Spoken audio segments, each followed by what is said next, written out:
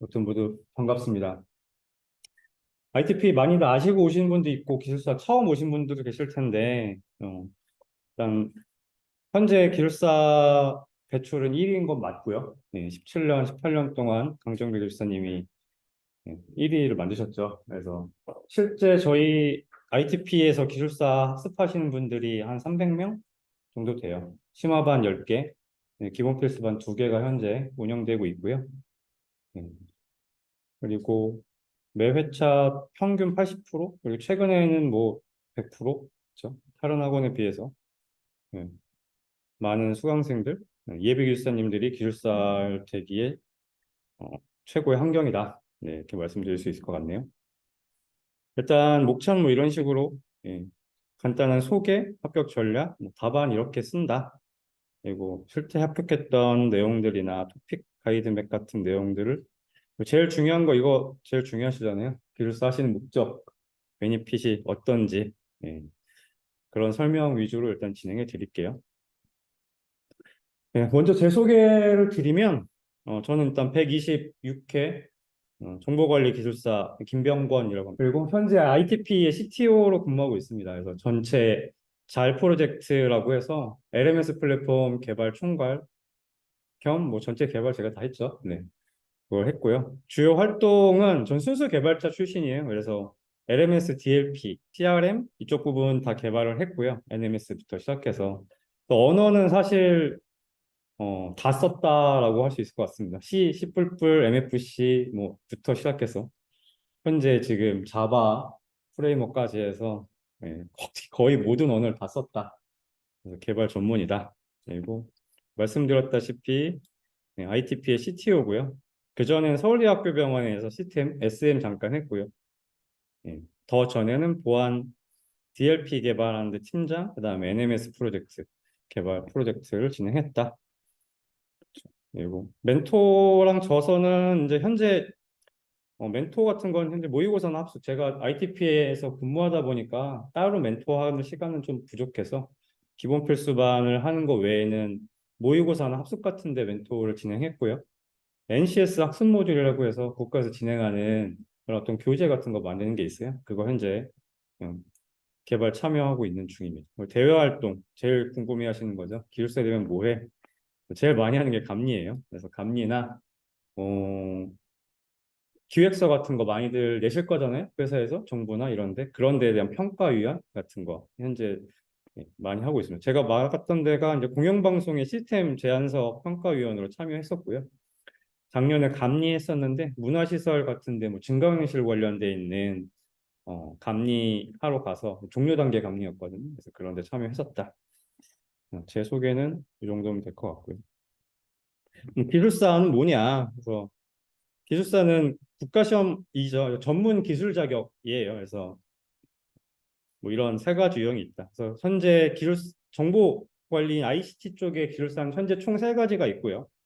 정보관리기술사, 그다음에 컴퓨터 시스템 응용기술사, 정보통신기술사 이 세 가지를 합쳐서 ICT 쪽의 기술사라고 하고요.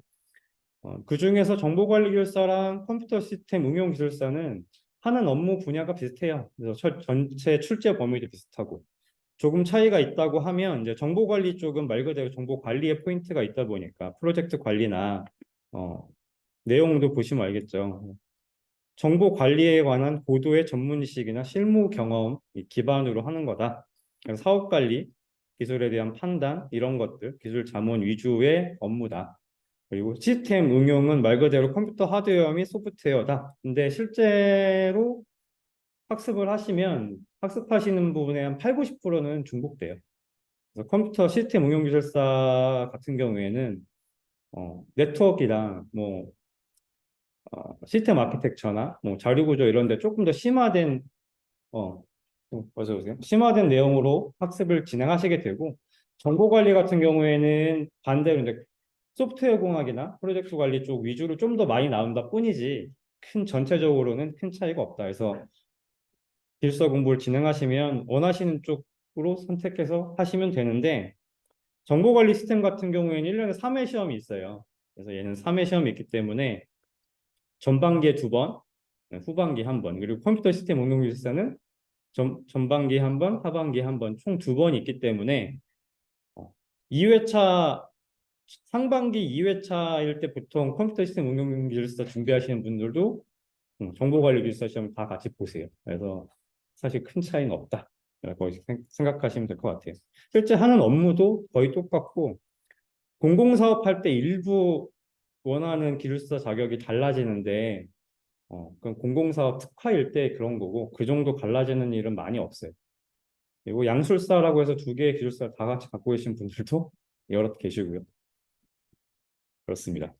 실제 이제 130회 시험이 본 상태이고 전에 129회 한 명 꼽혀갖고 많은 기술사님들이 좌절을 했죠. 계속 이렇게 될 일은 없고요. 평균 1년에 한 80명 정도, 80명 정도 합격이 되는데 음, 이게 이제 3회차에 걸쳐서 이거 컴퓨터 관리나 시스템 합쳐서예요. 응용이랑 합쳐서 80명 정도 합격이 되니까 어, 꼭 적게 나올 때 기준으로 너무 적어서 포기하겠다. 언제 다시 많이 뽑을지 아무도 모릅니다. 작년 같은 경우, 작년, 재작년, 그전 3년간 해도 뭐, 한 120명까지 1년에 뽑았거든요. 한 회차에 뭐 40명씩 뽑은 경우도 있고. 그래서 꾸준히 준비하시면 결국 붙는 시험이다. 그렇게 알고 준비해 주시면 좋을 것 같습니다. 자격이죠. 보통 응시 자격 같은 경우는 기사 따고 4년, 산업기사 따고 5년, 대졸일 경우에 6년, 그리고 자격증 없이 경력만 있을 경우에는 9년 정도 필요하고요. 보시다시피 필기 합격 퍼센트는 한 10% 정도 내외 돼요. 실제 응시하는 응시자가 한 400에서 500명 정도 되고요. 컴퓨터 관리 응용 합쳐서. 그리고 그중에 이제 관리 쪽이 한 300명? 실제로 컴퓨터 시스템 응용 교사는 응시자가 한 50명? 40명? 적으면 뭐 그 정도밖에 안 되거든요. 그래서 실제 합격자도 몇 명 안 되고. 그렇다 보니까 보통 정보관리기술사를 더 많이 보는 추세이긴 합니다. 그리고 2차 시험은 합격률이 보통 한 70% 정도 돼요. 그래서 보통 1차 합격을 하시면 그래서 대부분 기술사님이라고 호칭들을 하죠. 왜냐면 2년 동안 1차 합격하시면 2년 동안 2차를 볼 수 있는 기회를 드리는데 한 6번까지 보는 거예요. 2년이기 때문에. 만 2년 동안 보는 거기 때문에. 그래서 그중에 떨어지시는 분 진짜 1%, 2년 내내 다 떨어지시는 분 1%. 물론 압박이 돼요. 2차 혹시 떨어지신 분들, 그런데 재기회라고 해서 떨어지신 분들 지원하시는 분들이 있거든요. 기술사 이미 합격하신 선배님들이 또 면접도 많이 도와주시거든요. 그래서 그런 거 하시다 보면 이제 또 지치고 이게 또 시험이 2차 보고 나면서 하반기에 떨어져서 2차를 보려면 6개월 있다 봐야 되잖아요. 자, 전반기에 그랬으면 금방 다시 볼 수 있는데 하반기에 되면 그럼 이제 6개월 동안 또 공부를 해야 돼? 이런 케이스들이 있으신데 그러기 전에 좀 잘 준비하시면 붙을 수 있다. 그렇죠. 그래서 131회를 이제 혹시 이제 기본 필수반을 들어오시게 되면 학습을 하시게 되면 이제 131회 시험을 같이 보실 거예요. 나 준비가 안 됐는데, 나 안 써지는데, 이걸 내가 굳이 봐서 뭐해? 이런 마음 하지 마시고, 시험을 보시는 걸 추천드립니다. 그래서 많이 보시고 많이 쓰실수록 빨리 붙는 거기 때문에 분위기도 알고, 8월 26일에 시험을 보기 때문에 저희 일정이 다음 주부터 시작을 하게 되고요. 그래서 2주 전에 전체 과정이 끝나요. 그래서 그 다음 주에는 합숙 과정이 있기 때문에 그 과정에 예, 진행하시면 될 것 같습니다. 수검은 이렇게 현재 진행된 상태고 이제 130일에 올해는 이제 130일에 한 번 남았습니다. 그래서 이거 준비하시면 될 것 같고요. 내년도 일정은 아직 예상으로 이렇게 잡혀놨어요. 132회, 33회, 134회를 보통 1, 2월에 한 번 보고 5, 6월에 5월이나 6월쯤에 한 번 보게 됩니다. 그리고 하반기는 보통 8월쯤에 시험을 보게 되죠. 그래서 이렇게 준비하시면 될 것 같아요. 아까 잠깐 말씀드렸었는데 검정은 400명에서 500명 정도 시험을 보고요. 이 중에 정보관리는 20에서 45명, 뭐 컴퓨터 시스템은 6에서 10명 정도 시험을 본다. 이렇게 생각하시면 되고 아까 하나 더 말씀드렸던 정보통신기술사도 있잖아요. 그래서 그것까지 해서 한 500명 정도 시험 본다 생각하시면 될 것 같아요. 합격률은 보통 한 10% 정도 든다. 그렇습니다. 그리고 실제 합격은 이제 많이 합격했을 때는 이렇게 많이 합격하실 때는 이렇게 많이 합격하시는 분들도 있고 적게 합격하실 때는 평균 이 정도. 예. 그리고 대부분 합격자 평균은 보통 18개월, 20개월 그래서 한 2년 정도면 많이들 거의 다 붙어서 나가신다 보시면 될 것 같아요. 근데 포기는 보통 합격이 안 되신 분들은 예, 중간에 포기하신 분들 외에는 합격이 다 됐어요. 제가 3년 공부했는데 저랑 같이 공부하셨던 분들 중에 떨어진 분이 한 분도 없어요. 같이 끝까지 하신 분들 중에 제가 거의 제일 마지막에 붙었거든요. 그래서 포기 없다. 그러니까 끝까지 하기만 하면 다 붙는다. 근데 사실 끝까지 지속한다는 게 생각보다 어렵죠. 그래서 많이들 포기하시는 거긴 한데 초반에 들어가시는 시간 대비 나중에 가실수록 생각보다 그렇게까지 많이 시간이 소요되진 않으세요. 어차피 학습하신 양이 계시잖아요. 그래도 뭐 꾸준히 하셔야 될 건 당연히 쓰는 거. 이게 가장 중요한 시험이 쓰는 시험이기 때문에 쓰는 연습을 계속 꾸준히 하시고 어느 정도 토픽을 돌리시고 뭐 토픽들에 대해 관심을 꾸준히 가지시면 충분히 붙을 수 있다. 예, 이렇게 얘기할 수 있을 것 같습니다. 보통 언제 이걸 많이 하시는지 지금 뭐 다들 오신 분들 똑같은 마음으로 오셨겠지만 이제 공채든 이직 또는 뭐 어쨌든 기회를 잡겠다. 나는 다른 분야 또는 내가 있는 분야에서 더 빨리 승진하거나 다른 회사로 이직 한번 해보겠다. 아니면 내가 있는 게 중소기업이어서 나 대기업을 한번 가고 싶다. 이런 분들이 제일 많이 하려고 하시는 거고 같고요. 그다음에 나이 같은 거 제한 없이 어떤 거, 노년 준비하는 게 고민하지 않고 해보고 싶다. 이런 분들 이제 많이 하시죠. 저 같은 경우에도 저는 사업을 하고 싶었어요. 그래서 제가 기술사를 알았던 게 20대 초반이거든요. 20대 초반에 기술사를 해야겠다. 사실 정했는데 상황이 안 돼갖고 저는 30대 후반에 시작을 했거든요.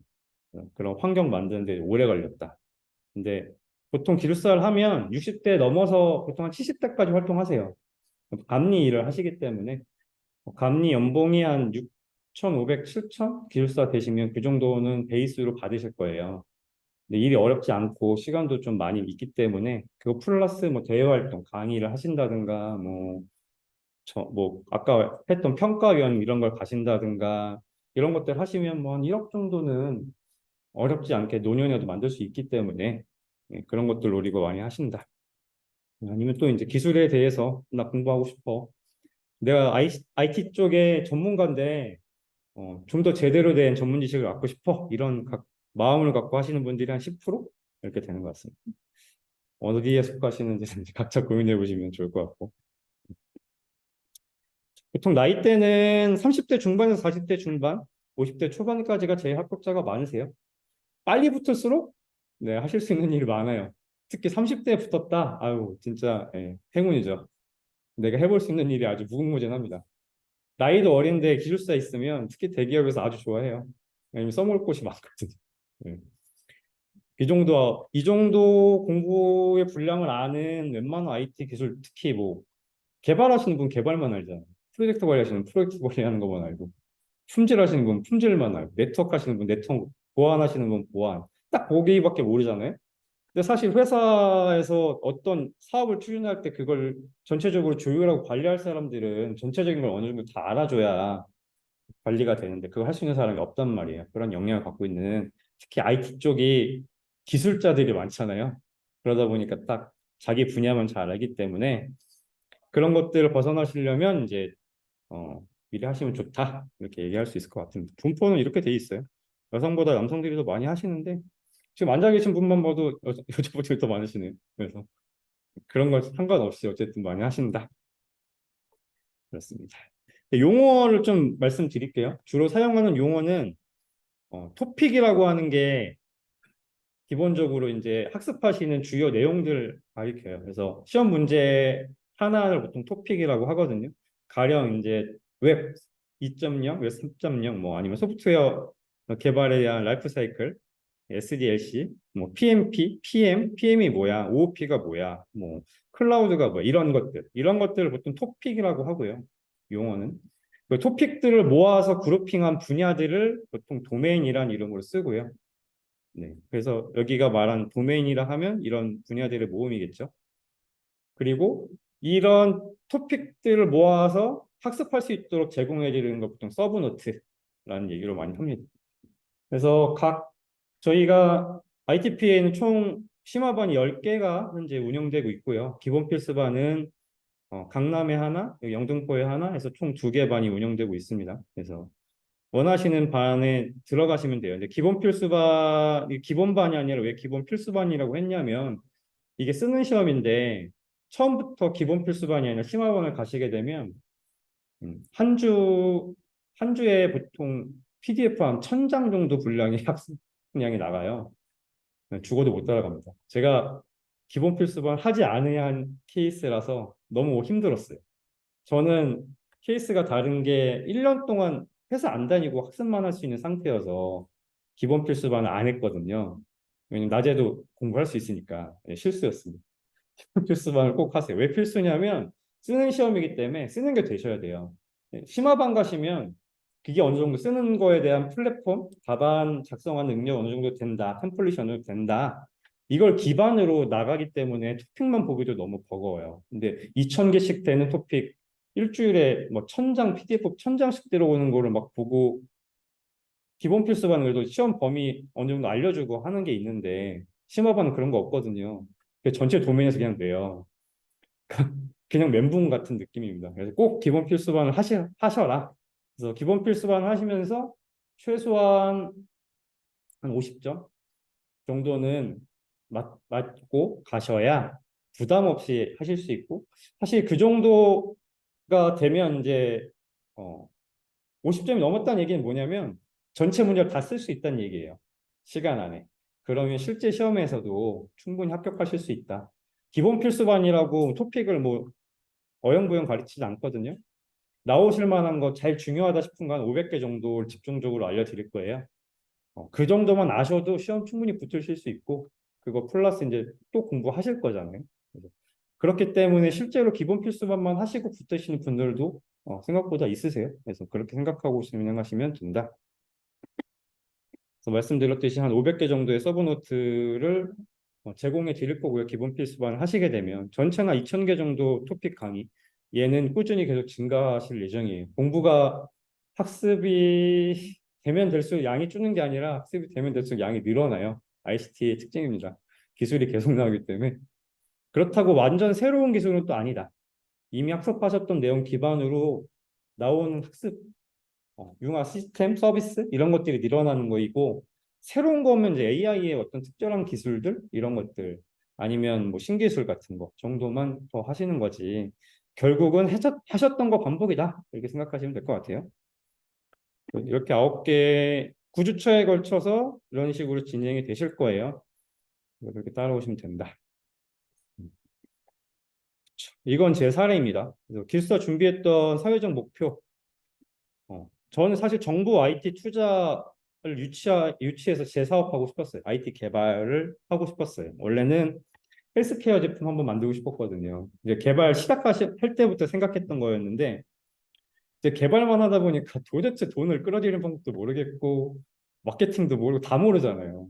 그러다 보니까 할 수가 없어서 최소한 내가 기술사가 되면 내가 제안서 내는 거에 대한 평가에 대한 퀄리티가 높아지겠지라는 마음이 있었어. 그래서 정부에 이런 발주 넣었는데 나 기술사인데 내가 기술성 평가했어.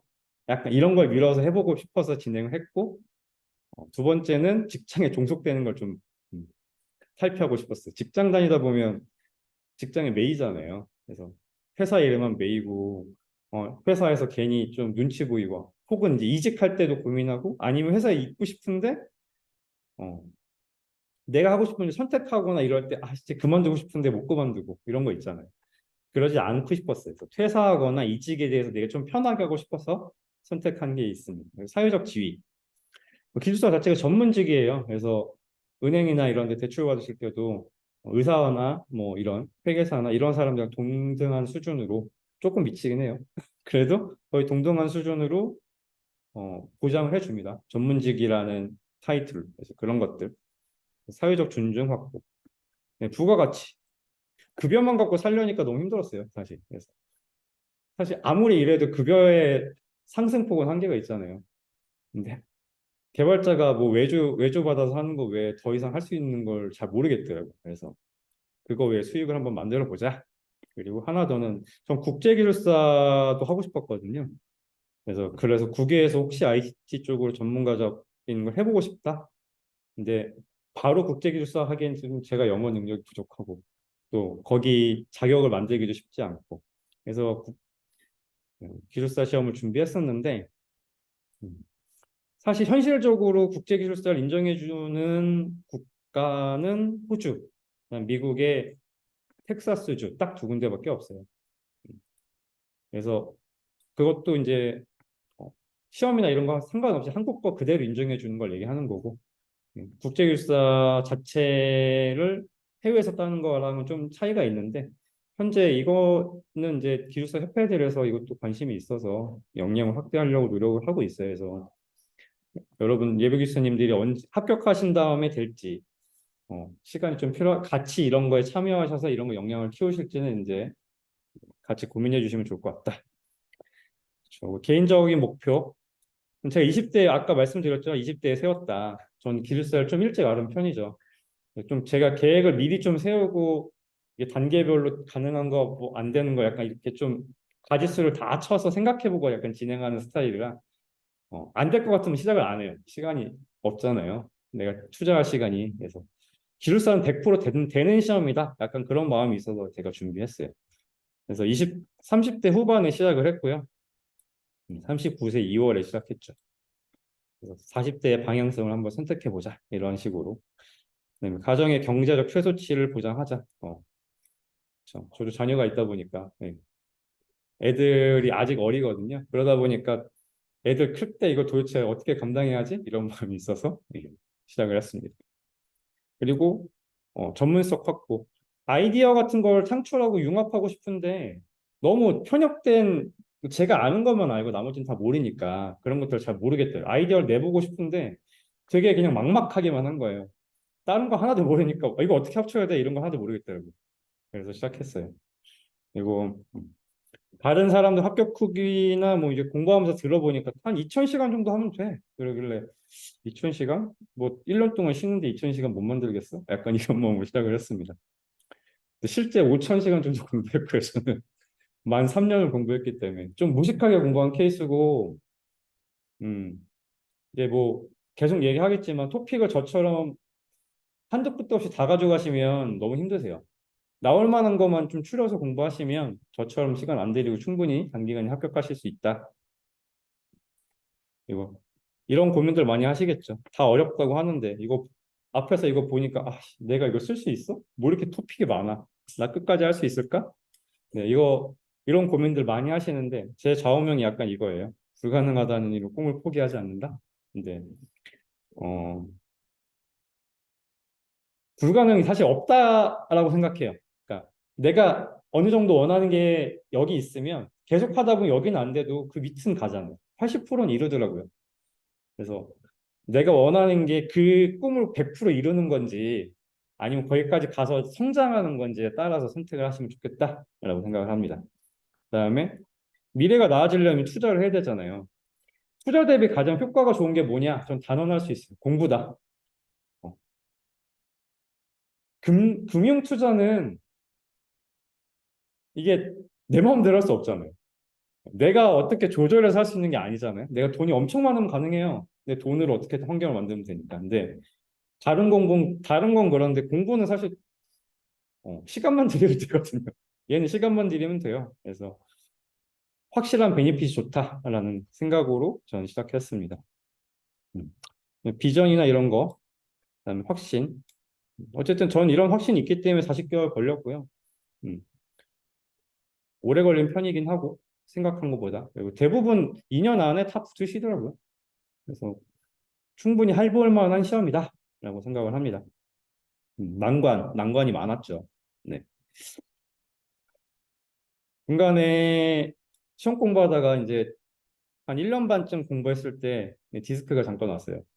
예, 미쳐가지고 이제 쉬는 날, 휴가도 있고, 그러니까 명절이 끼고 그렇길래, 제대로 한번 성적 올려봐야지 해서 새벽 3시까지 미친 듯이 공부를 했더니 계속 앉아서. 네, 디스크가 오더라고요. 그래서 한 침치를 한 6개월 동안 받았는데 이러다 보니까 점수가 확 떨어졌어요. 오히려 못 하나님만 못했다. 그래서 건강 관리 제일 중요하고요. 그다음에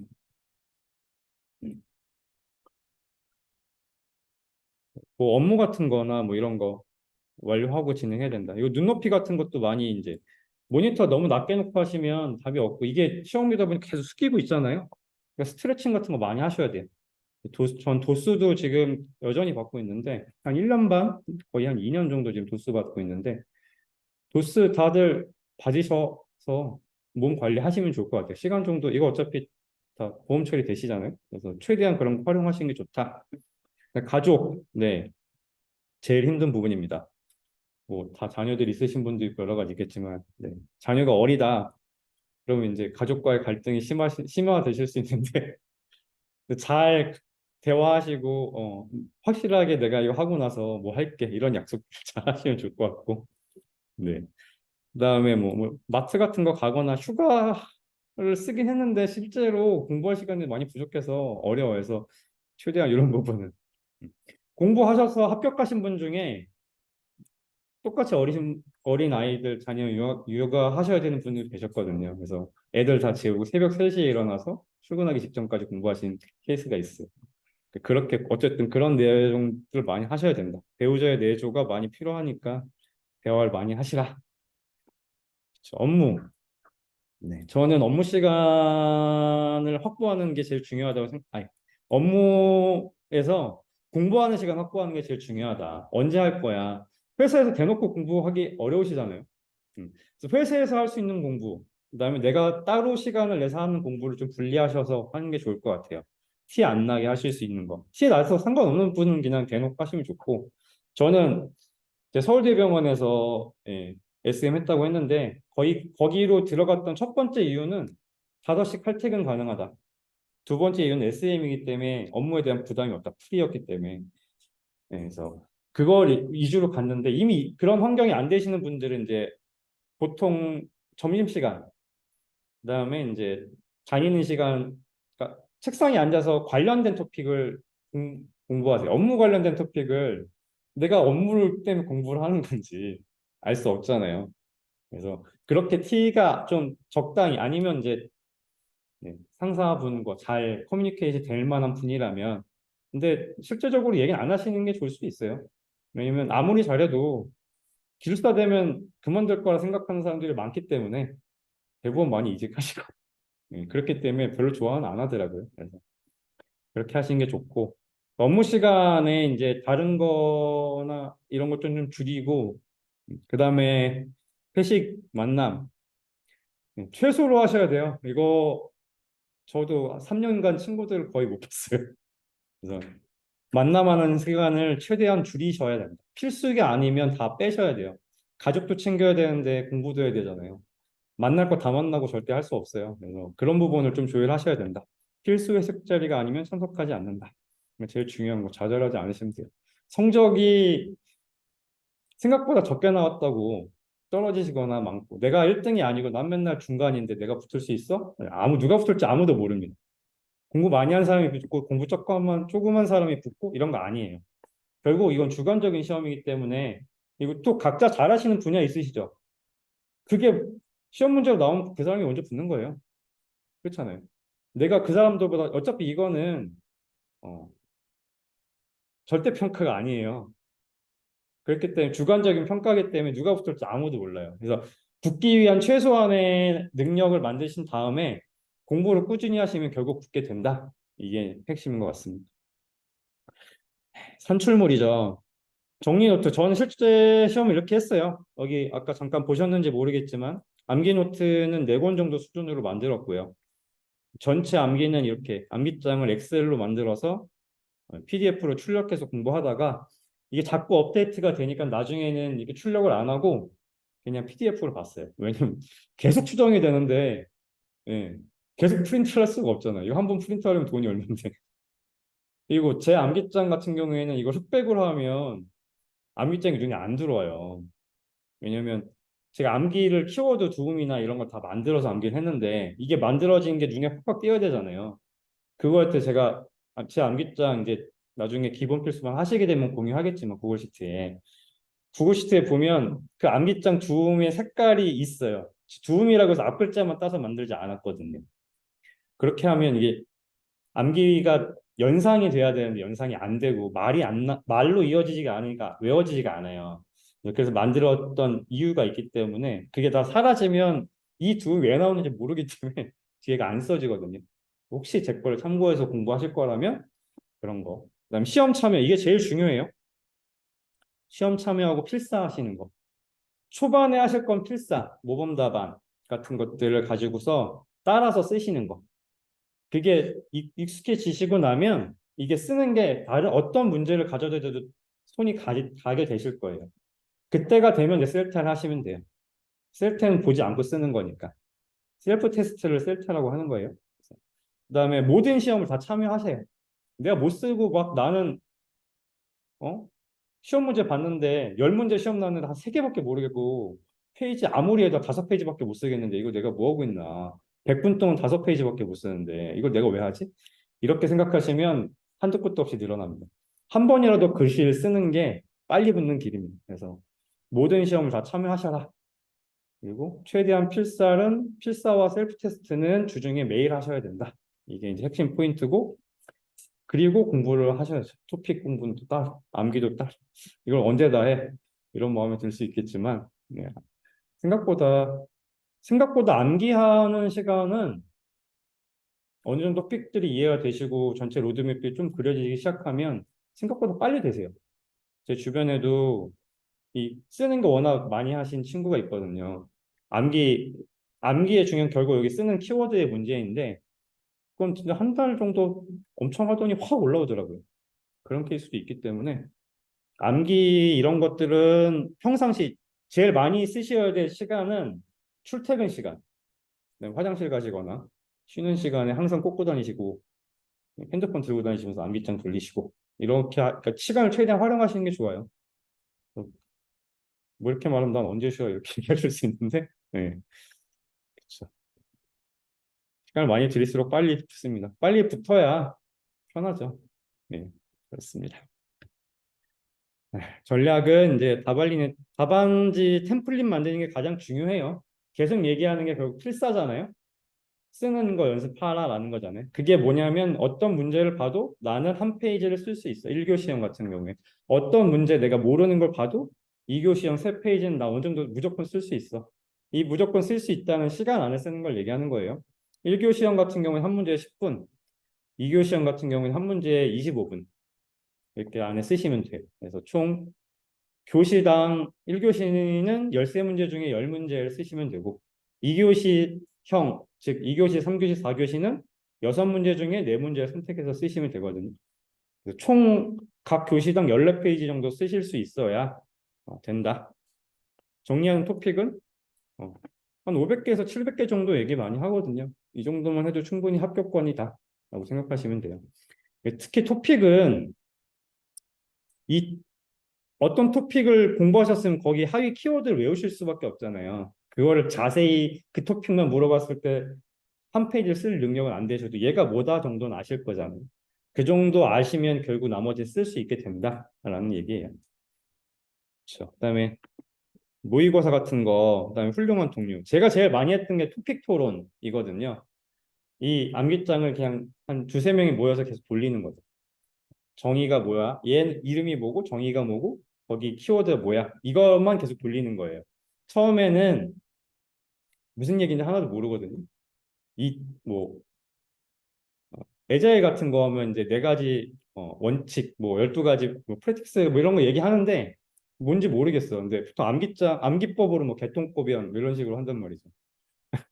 그럼 그것만 들으면 얘가 도대체 뭔 소린가 이러거든요. 근데 한 7번 듣잖아요. 그냥 외워지고 솔직히 7번 정도 돌리면 어느 정도 외워지고요. 뒤에 내가 기억이 안 나도 써져요. 그것만 가지고. 왜냐하면 계속 보잖아요. 어? 두음은 내가 외운 거고 두음에 대한 전체 내용은 학습하시면서 계속 보기 때문에 이게 IT 용어예요, 결국. 때문에 IT 용어가 결국 한정돼 있기 때문에 뒤에 말이 써집니다. 이 키워드 100%그 답을 동일하게 써야 되느냐? 다 쓰시면 좋은데 틀려도 돼요. 그거 틀렸다고 무조건 틀렸다 하지 않거든요. 네, 그렇기 때문에. 그리고 난 글씨 쓰는 속도가 너무 느려요. 이거는 이제 필사하시면 늡니다. 그리고 생각보다 글씨를 많이 크게 쓰기 때문에 써야 되는 글씨 양이 엄청 많은 건 아니에요. 한 예로 한 페이지 정말 빨리 쓰시는 분은 5분도 안 걸려요. 아까 여기 보셨는지 모르겠지만 이거 5분도 안 걸려서 한 페이지 쓰시는 분들도 많아요. 그리고 밤마다 다르긴 한데 보통 한 페이지 1.2페이지 정도씩 쓰라고 하거든요. 1교시 같은 경우에 3달러까지 쓰면 1.2페이지를 쓰는데 보통 8분 안에 쓴다고 얘기하거든요. 음, 그 정도 안에 쓰는 거 연습을 하시면 좋다. 그래야 이제 나중에 뭐 밑줄도 긋고 이러시는데 네. 그리고 진짜 중요한 건 실제 시험장 가시잖아요. 네, 더 많이 쓰게 됩니다. 네. 글씨가 좀 더 무너지긴 하는데 더 많이 쓰게 돼요. 그래서 안 써지지 않는다. 음, 용어들 고급화해야 돼요. 네. 주저리 주저리 쓰시면 안 돼요. 무슨 설명처럼 많이 너무 쓰지 마시고 어, 써야 되는 용어는 IT 용어잖아요. 많이 학습하신 용어들을 좀 고급지게 쓰는 것들은 이제 어차피 하시다 보면 이제 지적받고 하실 텐데 그런 것들을 좀 맞춰가시면 좋겠다. 그다음에 트렌드는 뭐냐면 기술사 시험을 내시는 분들은 최근에 어떤 것들이 있었기 때문에 어떤 뭐 전자신문이든 아니면 국가 정책이든 이런 것들도 고민하고 오시거든요. 시험 문제 낼 때 그냥 내지 않아요. 의도가 있다. 그러니까 내가 시험 문제를 풀 때 이것만 쓰지 말고 추가 단락을 보통 3단락 또는 4단락이라고 하는데 거기에다가 그런 내용을 좀 섞어서 쓰면 좋다. 이게 기술사를 아까 말씀드렸지만 단순 암기한 사람들을 뽑자는 게 아니라 결국은 IT 전체 분야에 대해서 융합한 어떤 어, 안을 내거나 그런 인사이트들을 갖고 있는 사람들을 얻기 위한 거잖아요. 그런데 그런 것들 알 수 있을 만한 것들이면 결국 전자신문이나 이런 것들을 좀 보면서 그런 트렌드를 반영하는 걸 많이 하셔야 실제 이제 뭐 합격하시고 1교 시험 아니 1차 시험 합격하시고 2차 시험 볼 때는 사실 그런 것들에 대한 기회가 있어요. 그래서 그런 것들도 같이 학습을 하시는 게 좋다. 그리고 그런 걸 하실수록 빨리 붙어요. 그런 인사이트를 많이 내실 수. 그다음에 이제 뭐 네. 마지막 1개월에는 이제 이런 합숙이나 모의고사 같은 걸 통해서 점수를 높이셔라. 네, 이런 얘기죠. 컨디션 관리 제일 중요합니다. 건강 관리 힘쓰셔야 돼요. 이거 공부하다가 몸 다 베리면 안 되잖아요. 저희가 사실 더 잘 되자고 하는 거지. 그렇죠? 네.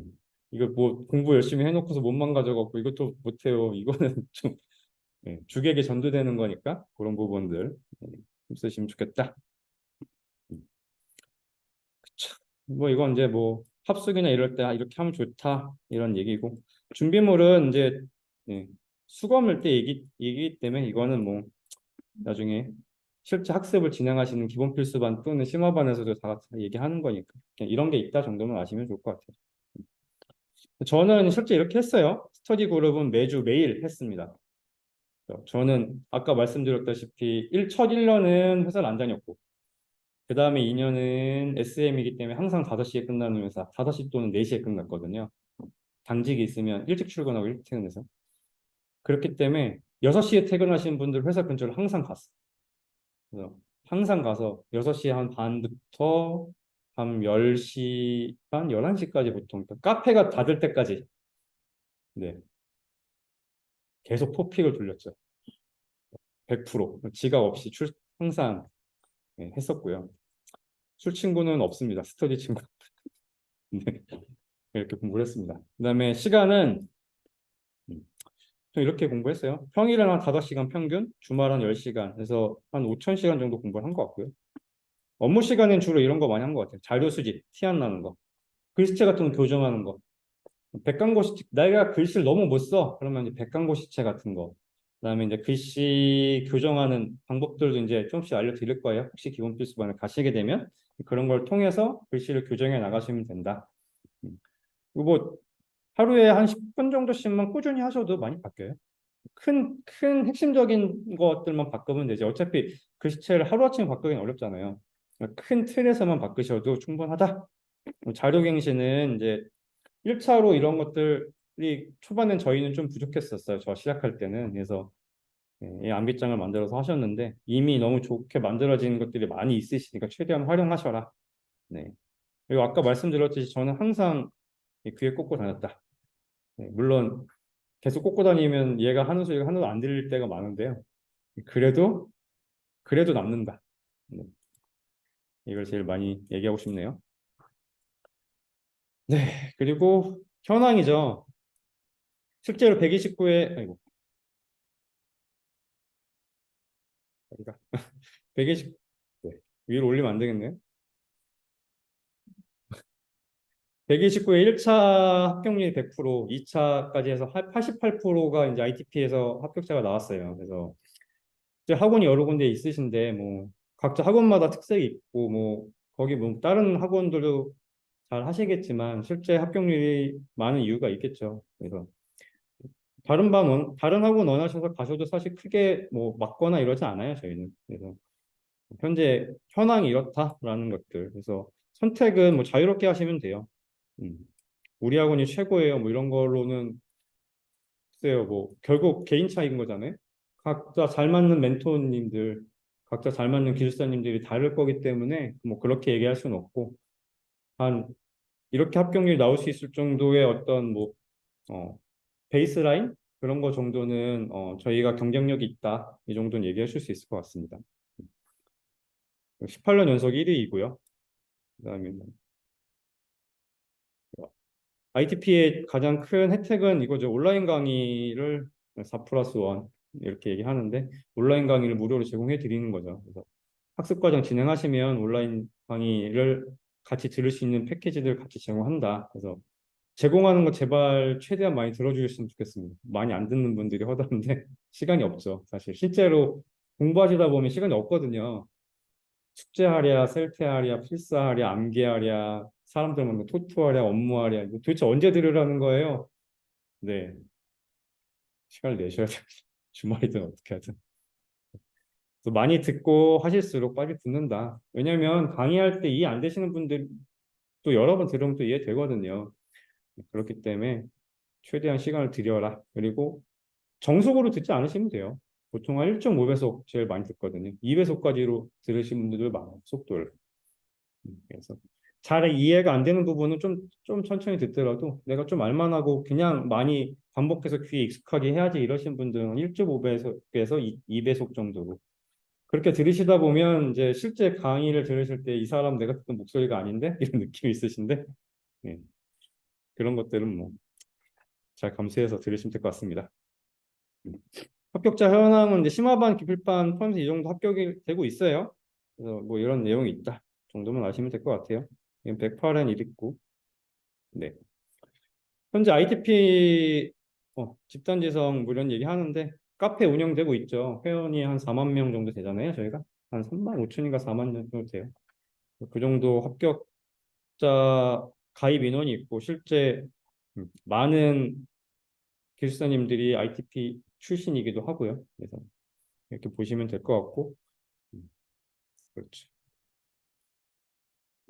장소 기필반 아까 말씀드렸듯이 토요일은 현재 대치에서 진행하고 있고요. 강남에서 하고 있고, 그다음에 영등포는 일요일 반이 현재 운영되고 있습니다. 그래서 시간이 어느 시간이 되시는지 모르겠지만 맞는 시간대로 들어가서 강의 학습을 하시면 될 것 같고요. 제공해드리는 건 다 똑같아요. 뭐 서브노트를 제공한 거나 이런 내용들 다 똑같게 제공해드리고 있습니다. 그리고 스터디 환경. 네. 평일에 강의실들이 대부분 공실로 있어요. 그래서 과정을 심화반이 됐던 기본 필수반이 됐던 이제 진행하시게 되면 영등포에서 가까우신 분들은 여기 와서 하시면 되고요. 어차피 비밀번호 같은 거 다 공유해드리거든요. 공부하시면 와서 공부하시면 되고. 그다음에 강남에서 하시는 부분은 강남에는 이제 아지트 강의 장소가 세 군데인데 그중에서 웬만하면 이제 강남 아지트라고 하는 제가 아마 뒤에서 근무하고 있겠지만 네. 뭐 퇴근하고 오시면 없어요. 네. 거기 와서 공부하시면 돼요. 그래서 그렇게 그룹을 하시거나 혹은 이제 저처럼 카페 이용하셔도 좋고요. 가까운데 환경 좋으신데 어쨌든 여기는 공통으로 쓰시는 공간이니까 혹시 공부하러 오시면 자리 정리만 좀 잘 해주고 가시면 돼요. 자기가 있던 자리는 자기가 깨끗하게 이렇게만 잘 진행해 주시면 될 것 같다. 이렇게 진행됩니다. 아까 말씀드렸듯이 토픽들은 한 2,000개 정도가 전체적으로 나갈 건데 주요 토픽에 대한 건 이제 500개 정도는 서브 노트를 제공할 거고요. 매주 40개에서 80개 정도 토픽이 이제 숙제로 나가실 거예요. 그 정도 학습하시고 오시면 그 중에 이제 1주차, 2주차 지나시면서 아마 시험 보시는 양이 조금씩 늘어날 거예요. 그래서 궁극적으로는 이제 전체 시험 볼 수 있는 분량만큼 보시고 40점, 45점? 45점 정도, 40에서 45점 사이가 안 되셨다. 기본 필수반이 끝나셨는데 그러면 심화반으로 못 가세요. 네. 이 부분들은 재수강을 하시거나 그런 답안지 수준을 만드신 다음에 진행하시는 게 좋다. 40점, 45점 넘는 거는 문제를 다 쓰기만 하면 무조건 넘거든요. 네. 그 정도는 노력, 그 정도 노력은 충분히 가능하시다라는 걸 말씀드릴게요. 이 정도 점수 못 맞기 쉽지 않습니다. 저는 아까 말씀드렸듯이 기본 필수반 안 해서 그런지 제 첫 시험이 30 몇 점, 맞았어, 38점? 그다음에 두 번째 시험이 42점인가 뭐 이렇게 받고 진짜 이렇게 단계적으로 점수가 갔는데 1년 동안 해도 제가 이 14페이지를 못 썼거든요. 10문제를 못 썼어요. 기본 필수반 안 한 패죠. 무조건 쓰는 걸 먼저 하셔라. 네, 그게 빨리 붙는 방법이다. 말씀드리겠습니다. 실제로 하시게 되면 이렇게 파이널 테스트를 진행할 거예요. 그래서 실제 예, 가장 출석률이 높았을 때 이제 38분이 이렇게 시험을 봤다는 얘기예요. 보시면 평균이 40점 이하 이렇게 많지 않으세요. 요 정도거든요. 이분들은 이제 출석률이 적었겠죠. 매주 무조건 나오세요. 뭐 일정이 많으실 수 있는데 계속 바뀌고 그리고 특히나 이제 뒤로 갈수록 이런 게 생기고 앞에 토픽도 다 공부 못했는데 또 공부할 게 늘고 그러다 보면 이제 또 회사 일이 바빴거나 이래서 주중에 토픽 공부를 하나도 못했어. 그럼 주말 이제 시험이 점점 부담이 되실 거란 말이에요. 내가 하나도 모르는데 도대체 뭘 쓰지? 이러면 안 나오신단 말이에요. 안 나오시면 합격이 뒤로 가신다. 몰라도 나오세요. 무조건 나오셔고 출석을 하실수록 빨리 붙으니까. 그래서 그렇게 하셔야 빨리 붙는다. 하루에 이렇게 꾸준히 하시면 53점 이상 나오십니다. 그냥 거의 다 나오실 수 있다. 이렇게 보시면 돼요. 그리고 전통적으로 네, 기본 필수반에서 뭐 한 5등 안에 드시는 분들은 거의 다 단기 합격하셨다. 이렇게 보시면 될 것 같습니다. 코로나 때문에 9주차 생존율이 그때는 93%였다고 하네요. 그렇죠. 왜냐면 이때는 다 온라인으로 하시니까 더 그런 게 있었을 것 같은데 지금 점점 오프라인으로 더 많이 하시니까 점점 더 줄어드시는데 저희가 온라인으로 동시에 같이 제공하거든요. 네, 그러다 보니까 또 폐에는 나 피곤하고 좀 늦게 일어났는데 안 와야지 온라인으로 그냥 들어올게. 절대 집에서 쓰는데 나와서 현장에서 쓰시는 것만큼 악착같이 안 써지세요. 악착같이 쓰는 게 중요합니다. 집에서 써도 해봤는데 이게 집에서 혼자 쓰시면 답안지가 내가 쓴 게 마음에 안 들거든요. 항상 마음에 안 들거든요. 뭔가 좀 더 잘 쓰고 싶어서 또 쓰게 돼요. 시간 안에 안 써요. 절대. 그러면 늦게 된다. 이런 얘기를 말씀드립니다. 과정은 이렇게 매주 9주 동안 이렇게 진행됩니다. 그래서 그 다음 주에 강의할 거 오전에는 시험을 보실 거예요. 이제 1주차 때는 뭐 오리엔테이션도 하고 뭐 이렇게 진행하는데 실제로 오후에 강의를 듣고요. 그 강의 들은 것 중에 숙제가 나가고요. 숙제 나간 것 중에 그 다음 주에 시험을 봅니다. 그리고 멘토링을 받고 오후에는 강의하고 이걸 반복하실 거예요. 9주 동안. 그렇게 강의를 하시면 되고 목표는 아까 말씀드렸듯이 53점 이렇게 진행된다. 매주 이렇게 이 정도 시간 쓰실 거예요. 그리고 다른 심화반 멘토님들이 이제 주중에 저희 수업 때 이제 오셔서 여러분들이 실제로 쓰신 답안지를 멘토 받으실 거예요. 이게 어디가 잘못됐고 어떤 거 바꾸셔야 되고 뭐 이런 얘기들을 이제 실제 심화반 멘토님들이 해주실 거거든요. 계속 그리고 각 심화반들에 대한 소개도 그때 잠깐 짧게 하고. 그래서 이제 기본 필수만 하시면서 가장 최적은 기본 필수반하고 바로 붙여주시면 됩니다. 단기 합격. 네. 가끔 나오죠. 네. 가끔 나옵니다. 특히 케이스. 보편적이진 않다. 네. 한 1년 반 정도 안에는 그래도 웬만큼 붙으실 거니까. 그러니까 그래서 기본 필수반을 하고 심화반 가실 때 멘토분들 하셔야 되잖아요. 어느 분 멘토가 나한테 맞는지. 사실 그분들이 와서 잠깐 해주시긴 하지만 얘기 들어보면 어느 정도 느낌들이 있으실 거잖아요. 네, 그런 거 보고 이제 심화반 선택해서 가셔도 좋다. 그러기 위해서 이제 불러서 도움을 받는 거거든요. 그런 거 없이 딱 기본 필수반 끝나신 다음에 심화반 선택하시라 그러면 뭘 보고 선택할 수 있겠어요? 이분들이 어떤 분들인지 잘 모르잖아요. 이 기본 필수반 어떤지 심화반이 어떤지 잘 모르잖아요. 네, 그런 것들 좀 알 수 있는 시간을 제공해 드린다. 네, 그렇습니다. 그리고 심화반은 아까 말씀드렸듯이 이렇게 돌고 있어요. 10개. 강남에 7개, 그다음에 영등포에서 3개 반이 돌고 있습니다. 그래서 심화반이 이렇게 진행되고 있는 상태 보시고 선택하시면 된다. 네. 문제는 실제 이렇게 나옵니다. 1교시형은 열세 문제 중에 아까 말씀드렸듯이 10문제 선택하시는 거고요.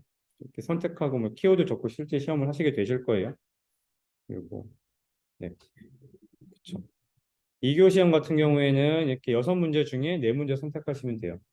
그래서 자신이 잘 쓸 수 있는 문제로 선택하셔가지고 답안지 작성하시면 된다.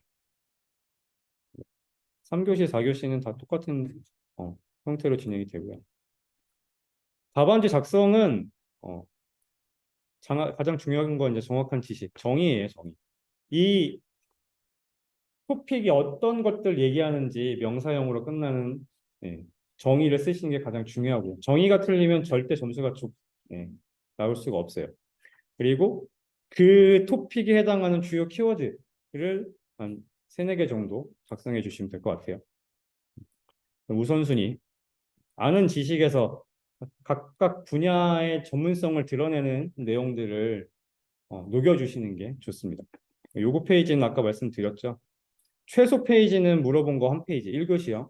2교시형은 2페이지에서 2페이지 반. 근데 그렇게 쓰시면 14페이지가 안 나오거든요. 그래서 1교시형 같은 경우는 1.2페이지 정도 쓰시면 좋을 것 같고요. 2교시형 같은 경우는 뭐 3페이지에 3페이지 반으로 쓰시면 14페이지가 충분히 나옵니다. 그래서 그렇게 작성을 해주시면 좋다. 글짓기는 2교시형 같은 경우는 논리적으로 글씨를 전체 내용을 쓰시는 게 중요해요. 그래서 논리적인 순서에 따라서 내용을 작성하시는 것들 예, 가장 중요하다. 그리고 계속 말씀드리죠. 글씨 연습도 좀 하셔야 돼요. 가독성 중요합니다. 그리고 출제자가 내는 의도가 뭘까? 출제 의도가 있다고 말씀드렸잖아요. 그냥 물어본 것만 쓰시지 않고 이 토픽이 무엇 때문에 이 사람이 냈을까 좀 생각해 보시면서 쓰시면 좋을 것 같습니다. 꼭 물어본 걸 쓰셔야 돼요. 안 물어본 거 내가 더 많이 알아서 이것도 쓸게요 이러지 마시고 출제자가 낸 거에 의도에 맞게 출제자가 낸 문제에 대해서만 쓰시는 게 가장 중요합니다. 답안 작성은 이제 각자 흑색 필기구를 사용하셔서 쓰셔야 되고 펜은 선택하시면 좋은데 보통 1.6에서 1.2mm, 1mm 정도 좀 두꺼운 펜으로 쓰시게 되실 거예요. 너무 얇은 펜으로 쓰시면 복사하고 나면 잘 안 보이거든요. 그래서 실제 답안지는 채점자가 복사본을 가지고 채점을 하기 때문에 필기구를 무조건 흑색으로 쓰셔야 돼요. 네. 이런 정도 수준으로 선택하시면 된다. 그리고 템플릿자, 아날로그 시계, 그다음에 도시락이나 뭐 이런 것들 준비해서 가시면 됩니다. 네, 될 것 같습니다. 답안의 작성 방법은 이제 이렇게 작성이 되겠죠. 물어본 거에 대한 서론. 보통 2교시형 이렇게 많이 쓰시는데요. 2교시형 같은 경우에는 기승전결에 의해서 서론을 쓰시고 물어본 내용을 본론에다가 2단락 두 번째, 세 번째 쓰시고 마지막에 결론으로 마무리하는 방법. 이렇게 기승전결의 방법으로 쓰신다. 1교시형 같은 경우에는 이제 이 서론 부분이 정의가 될 거고요. 나머지 2단락에 이제 보통 본론을 쓰시고 3단락 추가 단락에 이제 결론을 쓰시는 방법으로 쓰시게 될 것 같습니다. 1교시 답안지 얘인데 이제 문제 번호를 쓰시고 문제 이름을 쓰시면 이렇게 정의를 쓰시게 되겠죠.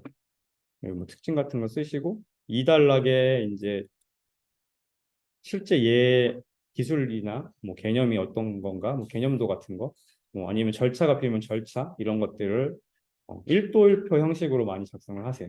그렇게 작성을 하셔서 답안지를 완성해 가시는 거. 네, 기본 필수반에서 하셔야 될 기본적인 게 이런 거다. 이렇게 알고 계시면 될 것 같습니다.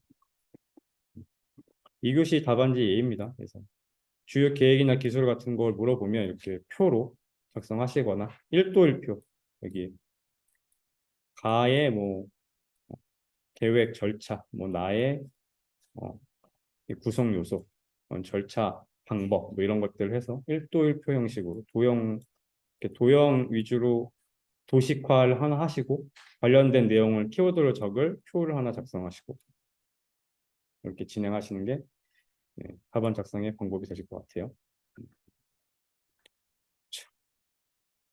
기술사 합격의 로드맵이죠. 아까 잠깐 말씀드렸던 걸 또 동의하고요.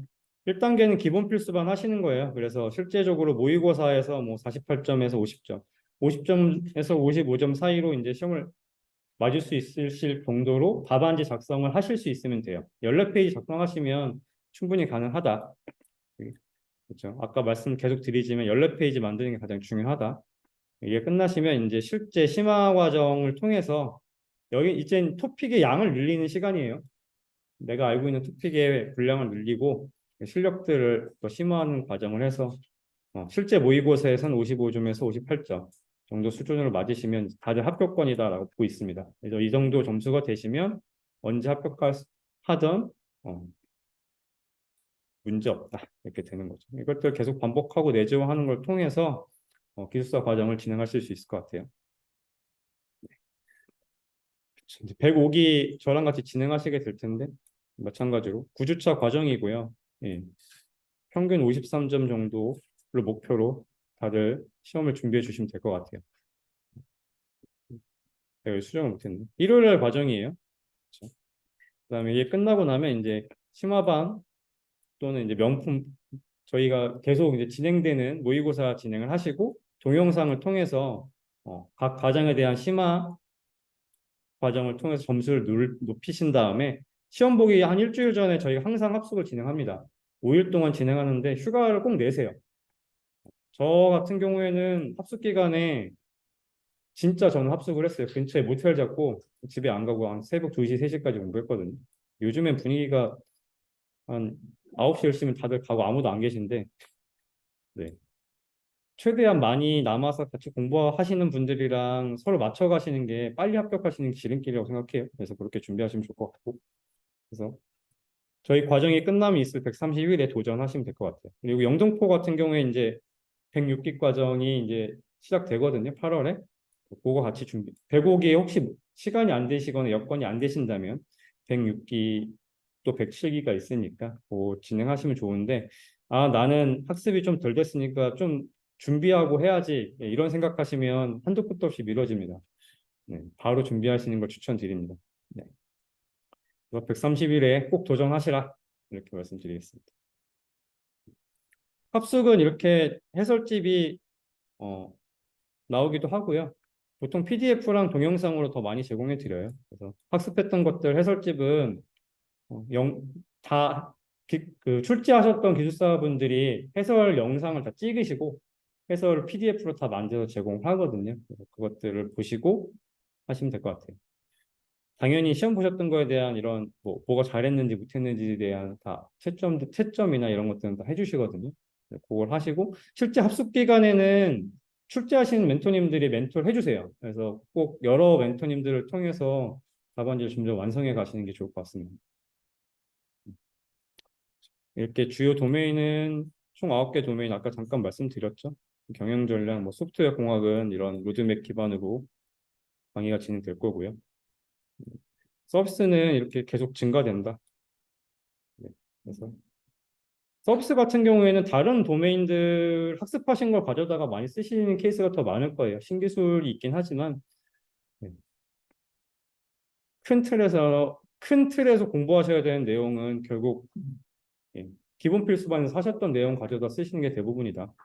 기본 필수반에 충실하셔라. 이게 제가 말씀을 드릴 수 있는 내용일 것 같아요. 네트워크는 이런 뭐 유무선 운영부터 무선부터 뭐 실제 최신 기술까지 다 나오고요. OSI 7 레이어부터 시작해서 TCP/IP 이런 내용부터 다 나옵니다. 근데 보통 네트워크는 컴퓨터 시스템 응용 기술사 쪽에 더 많이 나오는 추세예요. 그렇다고 아예 안 하시면 안 됩니다. 네. 보안은 네, 모든 분야에 보안이 없는 케이스는 하나도 없죠. 어떤 신기술이 나오면 결국 그 기술이 적용되고 나서 보안 문제가 항상 이슈가 되잖아요. 그래서 보안은 공통적으로 모두 다 하셔야 된다.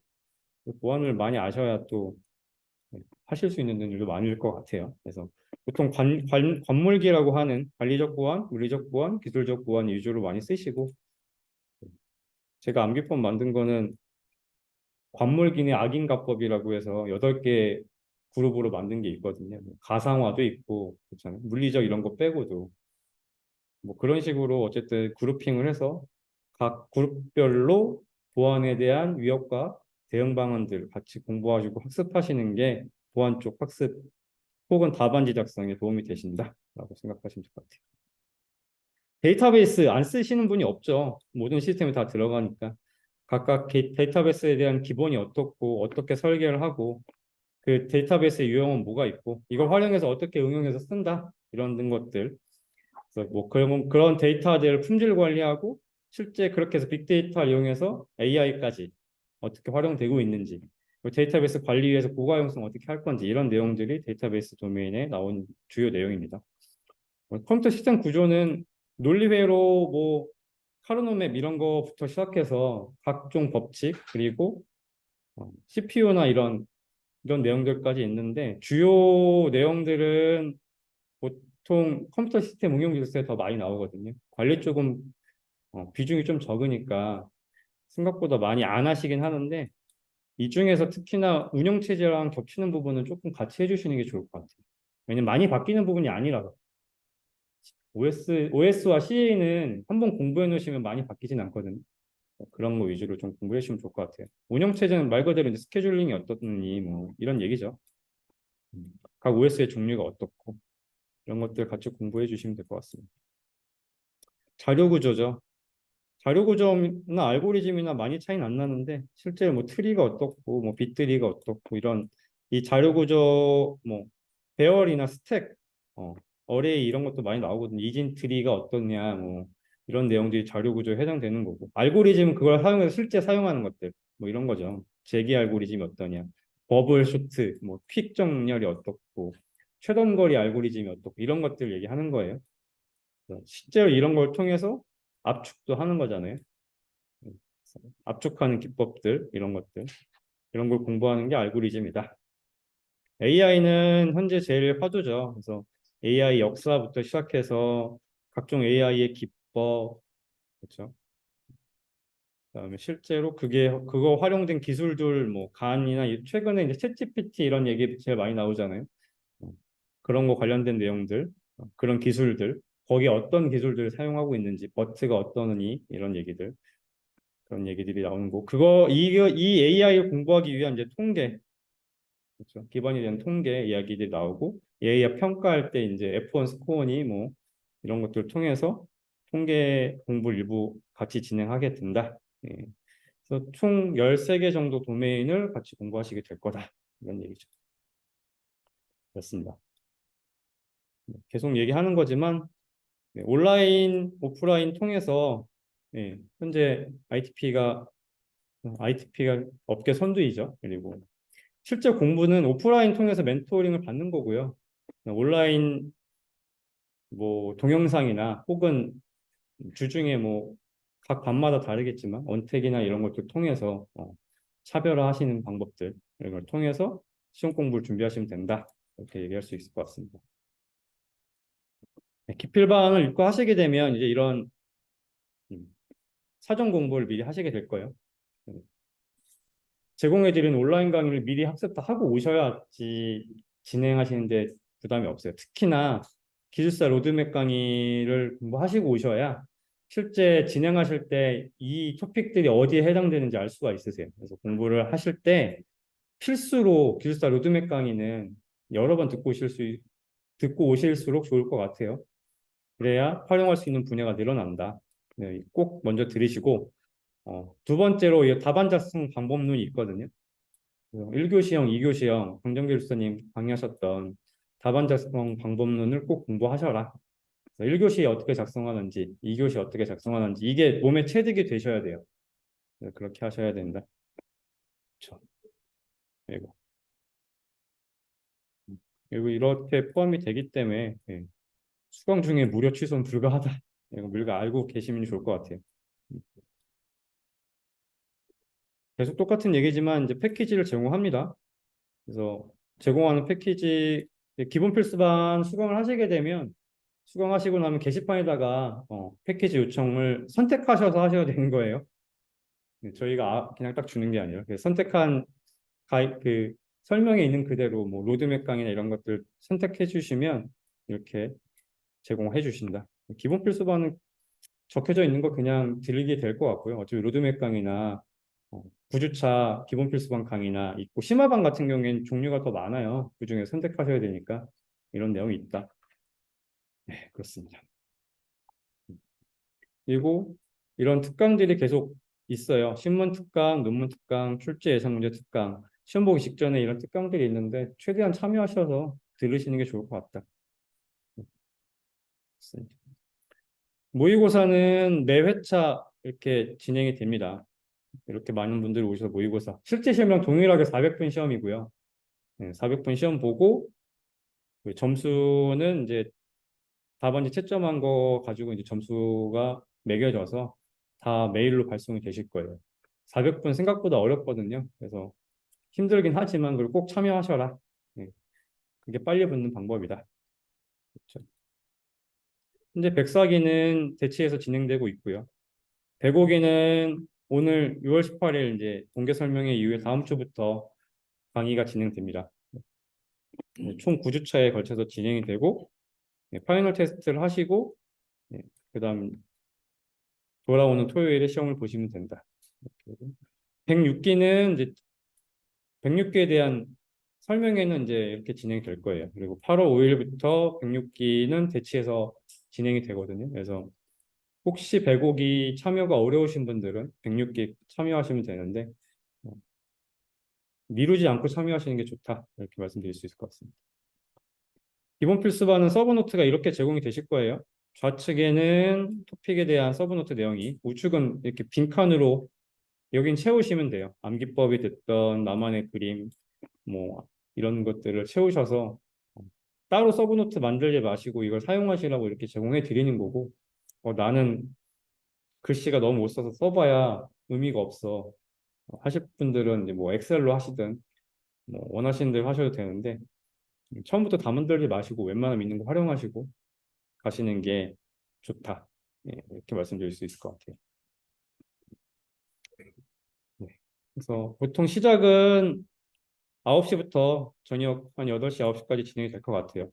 그래서 전주 했던 셀테들에 대한 복습, 그 다음에 1교시형, 2교시형 이렇게 시험을 보시고 멘토링을 받고 식사 후에 전체 도메인들에 대한 로드맵을 알려드리고 그 다음에 전체 도메인에 대한 강의를 하고 이렇게 마친다. 이게 매주 반복되실 거예요. 그래서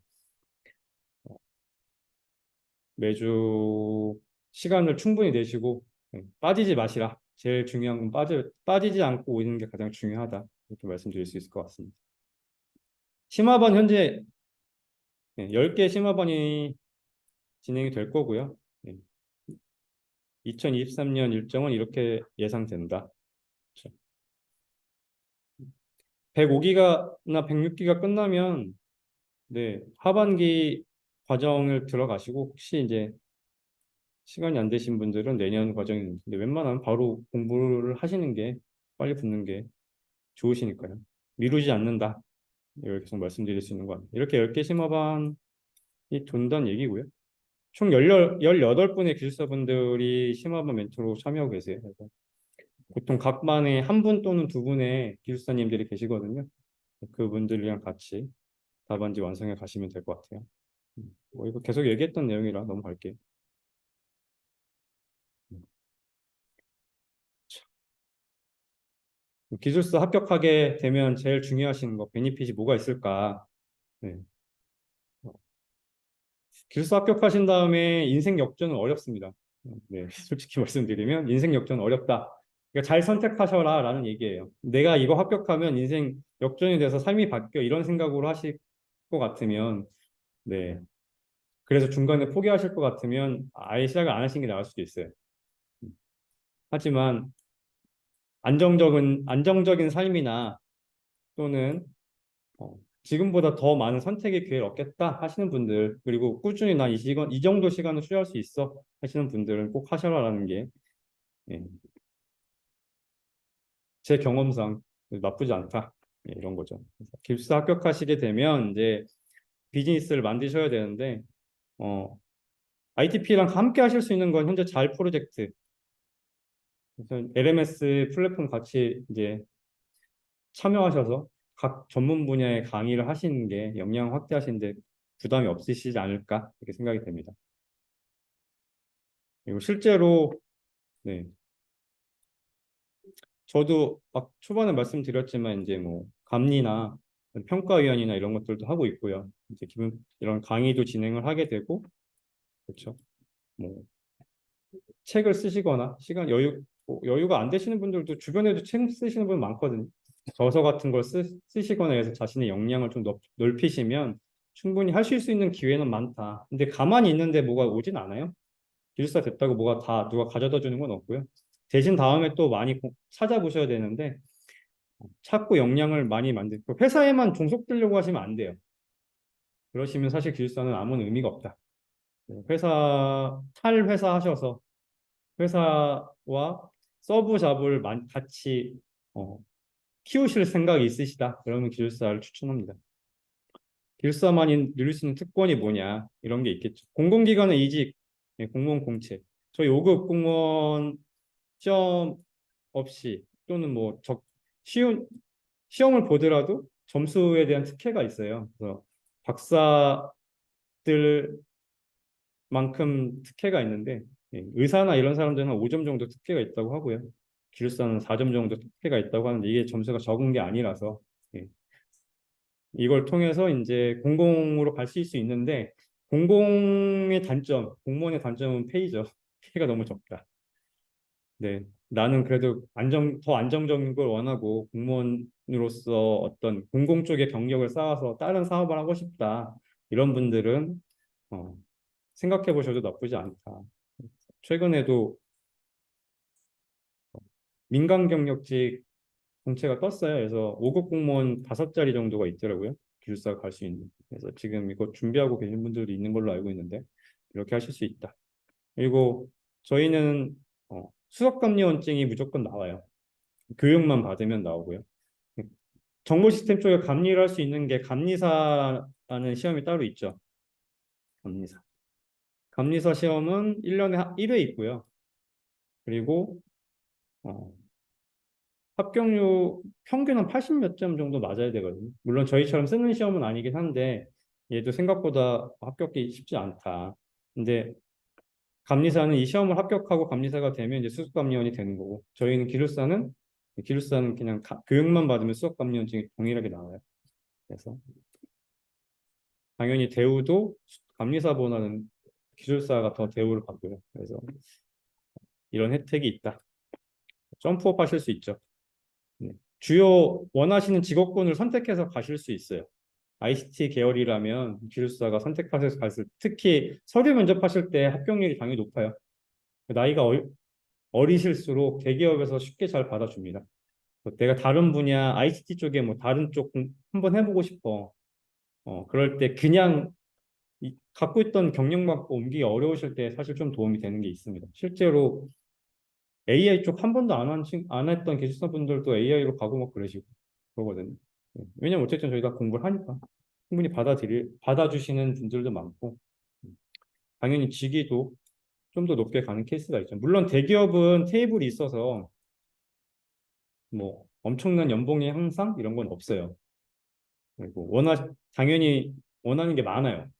뽑은 다음에 기술사한테 원하는 일이 많기 때문에 대우는 생각보다 덜 해주면서 원하는 건 많거든요. 그래서 그래도 난 그런 걸 경험해 보고 싶다 하시면 하실 수 있고 다른 직업군으로 가는 것도 편하다. 그리고 선택하시기 나름이죠. 그냥 나는 좀 음, 내 기술사로서 내가 더 혜택을 받을 수 있으면 뭐 개발하시는 분이라면 연구소장이나 이런 걸로 가셔서 좀 더 혜택을 받으시면서 투잡 같은 거 하시면 되니까.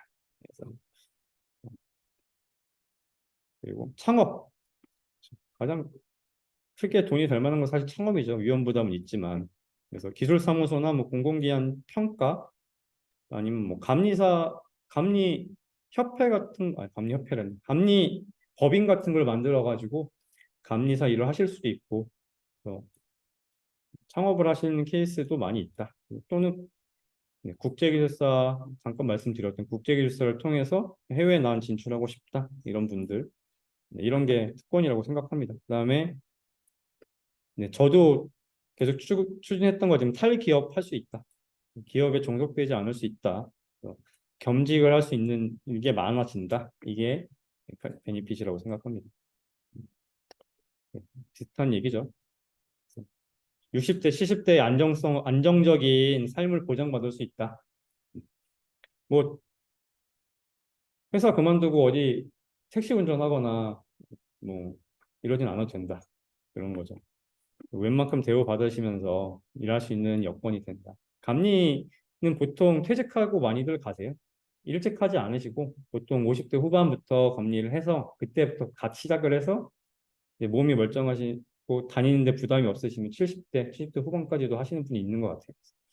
그런 걸 또 통해서 안정적인 수익을 얻으시고 플러스 뭐 강의나 뭐 이런 것들 평가 위원 같은 거 겸하시면 60대 이후에도 충분히 한 1억 이상의 수입을 만드실 수 있다. 이게 가장 큰 베니핏인 것 같습니다.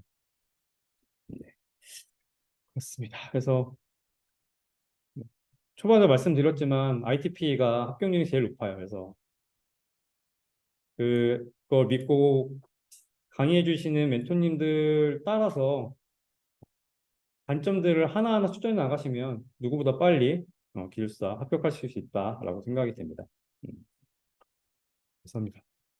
여기까지 해서 일단 기술사 어, 공개 설명회는 마치고 궁금하신 점 있으면 질의응답 시간 가질게요.